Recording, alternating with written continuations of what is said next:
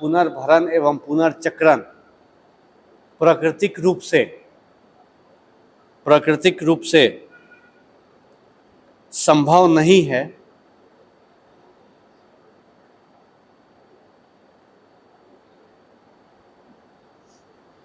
प्राकृतिक रूप से संभव नहीं है, अतः इन्हें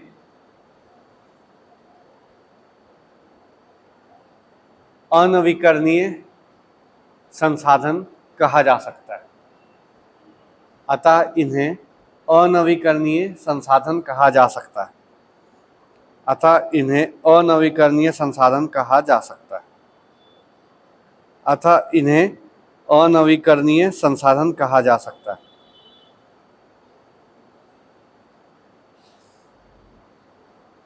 मृदा के सही उपयोग से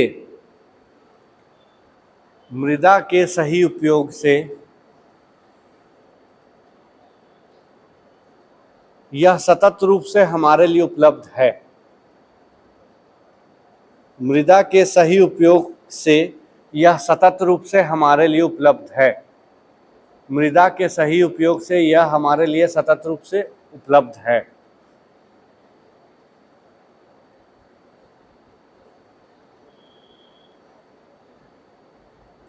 परंतु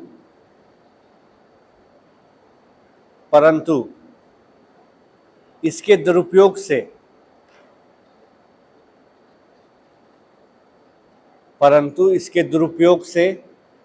हानि पहुंचा के प्रदूषित करके, परंतु इसके दुरुपयोग से हानि पहुंचाकर प्रदूषित करके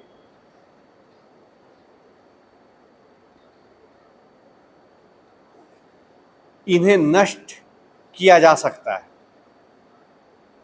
प्रदूषित करके इन्हें नष्ट किया जा सकता है।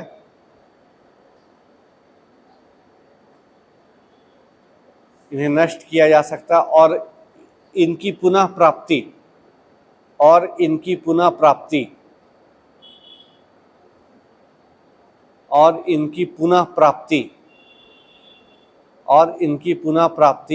लगभग असंभव है।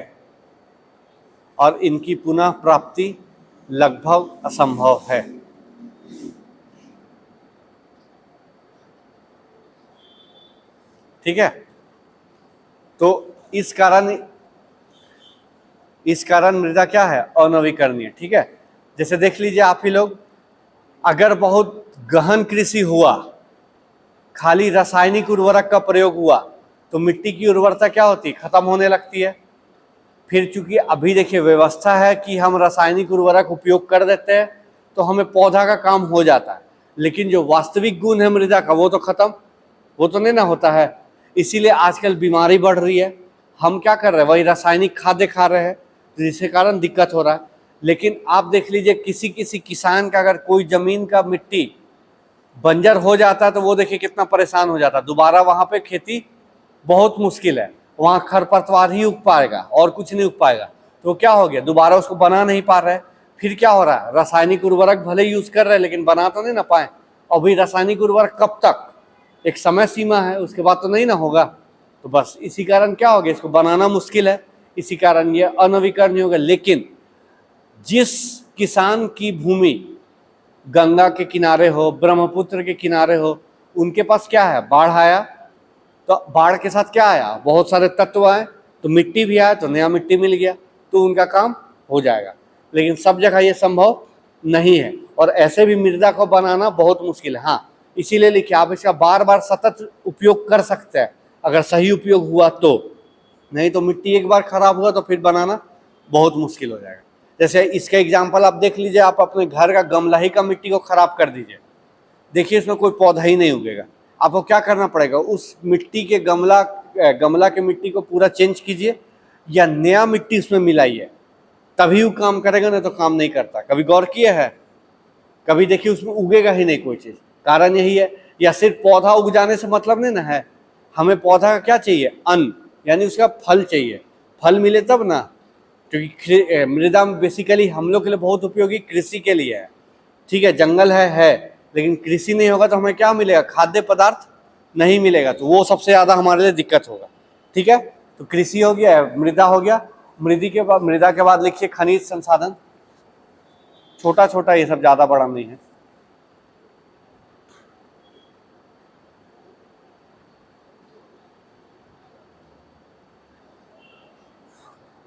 खनिज की प्राप्ति,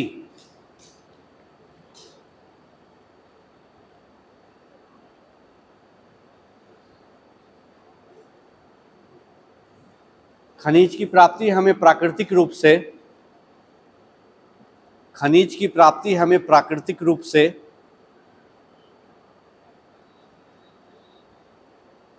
पृथ्वी से होती है।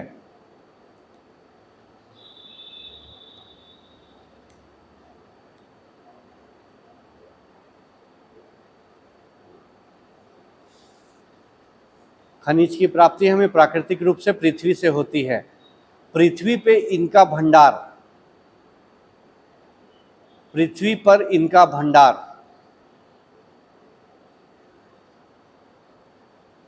पृथ्वी पर इनका भंडार सीमित है।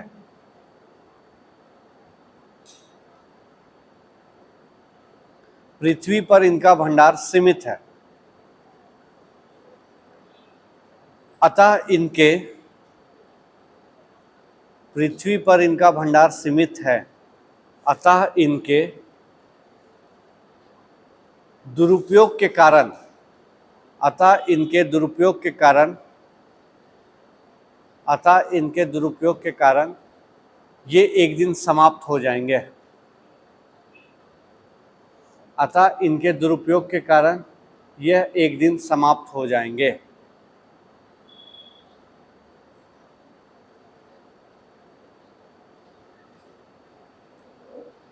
खनिजों का उपयोग, खनिजों का उपयोग, खनिजों का उपयोग कई कार्यों में होता है। खनिजों का उपयोग कई कार्यों में होता है और यह हमारे जीवन के लिए महत्वपूर्ण है।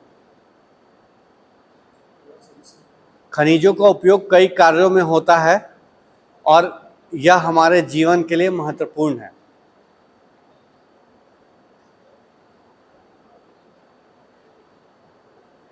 खनिजों का उपयोग कई कार्यों में होता है और यह हमारे जीवन के लिए अत्यंत महत्वपूर्ण है। अतः खनिज एक महत्वपूर्ण संसाधन है। अतः खनिज एक महत्वपूर्ण संसाधन है।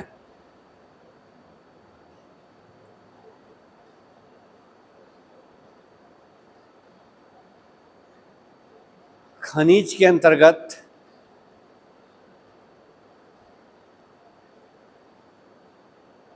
हम इन्हें, खनिज के अंतर्गत हम इन्हें कई वर्गों में विभाजित करते हैं।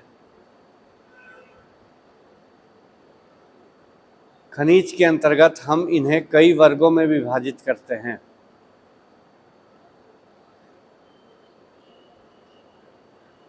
जैसे लौह खनिज, जिसमें लोहा मिलेगा, कौमा अलोह खनिज, जिसमें लोहा नहीं मिलेगा। ऊर्जा खनिज, जिसमें ऊर्जा की मात्रा होगी, जैसे कोयला, पेट्रोल, सब खनिज है ना, है ना, आदि।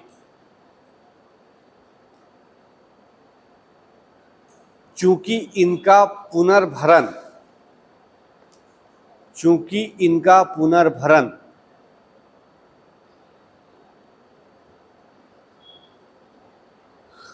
चूंकि इनका पुनर्भरण लगभग असंभव है,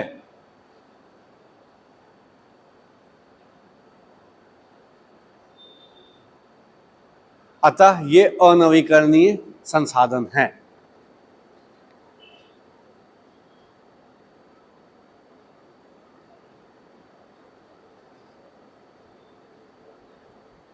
चूंकि इनका पुनर्भरण लगभग असंभव है, अतः यह अनवीकरणीय संसाधन है।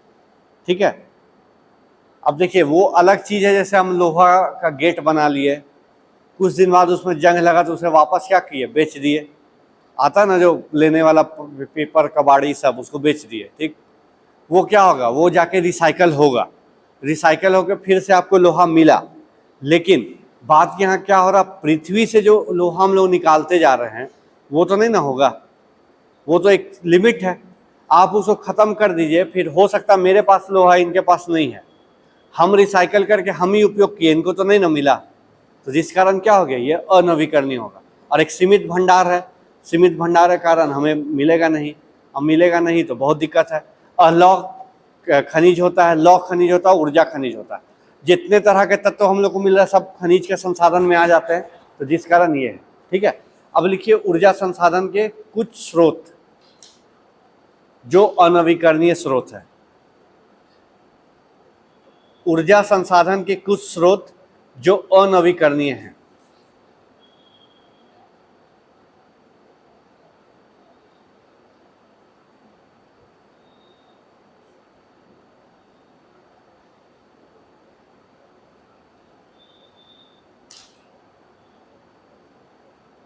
जैसे लिखे, क्या लिखे, जो अनवीकरणीय, डैश दे के लिखिए, जीवाश्म ईंधन, फॉसिल फ्यूल,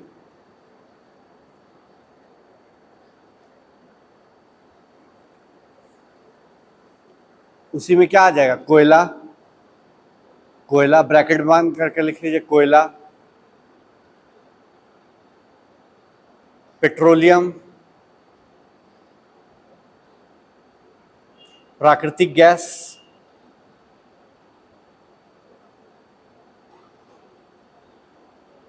ब्रैकेट बंद कीजिए, नाभिकीय ऊर्जा,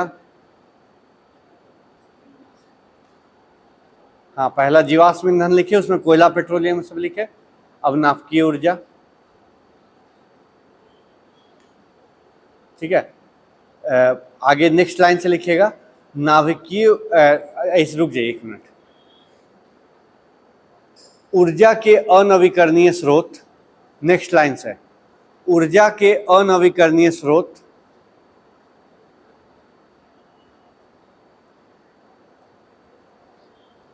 ऊर्जा के अनवीकरणीय स्रोत सीमित हैं, ऊर्जा के अनवीकरणीय स्रोत सीमित हैं तथा प्रदूषण उत्पन्न करते हैं, तथा प्रदूषण उत्पन्न करते हैं।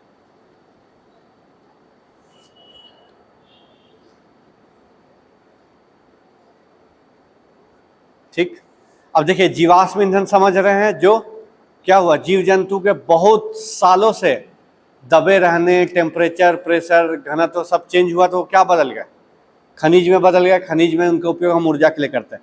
देखिएगा ऑब्जेक्टिव में बहुत बार आएगा, अनवीकरणीय संसाधन वे संसाधन है डैश जो प्रदूषण उत्पन्न करे, जो सीमित मात्रा में हो, जिनका पुनर्चक्रण नहीं हो सके और जिन्हें पुनः प्राप्त कर सके, तो वो तीनों सही होगा, पुनः प्राप्त किए वो गलत हो जाएगा। और प्रदूषण इसलिए बोल रहे हैं क्योंकि जितने अनवीकरणीय स्रोत है, आप देखिए जला के, कोयला जलाते हैं मिलता है ना प्रदूषण, पेट्रोल जलाते हैं मिलता है, प्राकृतिक गैस में भले नहीं मिलता है लेकिन वो भी है। अगर आप मेथेन का उपयोग कीजिए तो देखिए मेथेन कार्बन क्या करता है, ग्रीन हाउस गैस उत्पन्न करता है, तो प्रदूषण हो गया। नाभिकीय ऊर्जा में आ जाइए, वायु प्रदूषण नहीं किया लेकिन पर्यावरण को प्रदूषण किया ना, बहुत जबरदस्त किया, आसपास का एरिया क्या हो जाता है, बंजर हो जाता है, इसलिए लिखिए प्रदूषण उत्पन्न करता है, ठीक है। बाकी आप नवीकरणीय सबको देख लीजिए, प्रदूषण उत्पन्न नहीं होगा। और नाभिकीय लिखिए, उसके बाद कॉमा एक लिख के लिख लीजिएगा, ताप विद्युत गृह, हाँ बगल में डैश दे के कॉमा दे के लिख लीजिए ना, ताप विद्युत गृह, ये भी ऊर्जा का क्या है, अनवीकरणीय है। हम लोग वहाँ जल विद्युत लिखे थे ना, यहाँ ताप विद्युत, इसमें कोयला इस्तेमाल करता है, तो बस उसी में याद रखिएगा, ठीक है। अब खाली हेडिंग दे दीजिए कोयला, इसको कल कर लेंगे, ठीक है, कल ये, और कल हम लोग सीधा स्वस्थाने और बाह्य स्थाने में घुस जाएंगे। और ठीक है, कल तो ये ज़्यादा नहीं है, कोयला को बताएंगे, पेट्रोलियम बताएंगे, प्राकृतिक गैस है, नाभिकीय ऊर्जा भी थोड़ा सा बताएंगे कि फिर हम लोग को साइंस टेक में पढ़ना है अच्छा से, तो थोड़ा बहुत उसको बता देंगे। और आपका ये ताप ऊर्जा में उसे जानने का नहीं है, और फिर हम लोग तुरंत कल स्वस्थाने और बाह्य स्थाने घुस जाएंगे। ठीक है।